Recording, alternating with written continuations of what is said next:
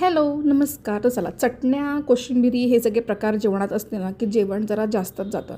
तर आज ना आपण एक असे चटणीची रेसिपी बघणार आहोत. ती आहे हिरव्या टमाटरची चटणी, जी खायला खूप अल्टिमेट लागते. आज आपण पाहणार आहोत हिरव्या टमाटरची चटणी कशी बनवायची. चला सुरू करूया.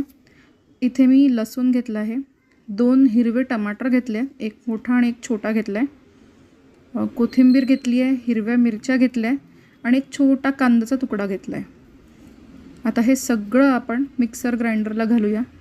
लसूण पाकळ्या एक 5 ते 6 घेतलेले आहे. कांदा घालूया, मिरच्या तोडून घालूया. ह्यात आपण पुदिन्याचे पानं पण घालू शकतो, चटणी खूप छान लागते. कोथिंबीर घालूया.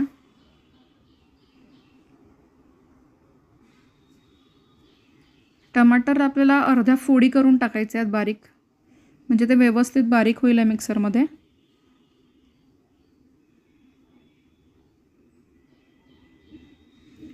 अशा पद्धतीने आपल्याला याला बारीक तुकडे करून टाकायचे आहेत.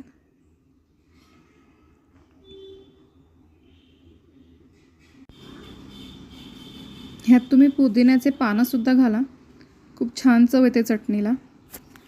कांदा तुम्ही जर उपवासासाठी करणार असाल तर कांदा नाही घातला तरी चालतो.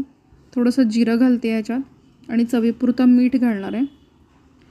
आणि लसणाऐवजी तुम्ही थोडंसं आलं पण टाकू शकता जर तुम्ही उपवासाच्या दिवशी खायला बनवणार असाल तर.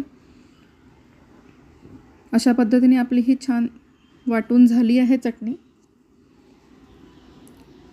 थोडीशी चव घेऊन बघा. जर टमाटर खूप आंबट असतील तर लिंबाचा रस घालू नका.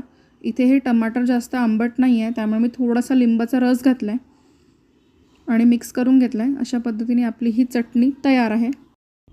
खूप मस्त लागते ही खायला, एकदम मस्त चटपटीत अशी चटणी बनते. नक्की ट्राय करून बघा आणि मला सांगा तुम्हाला कशी वाटली ही चटणी. थँक्यू.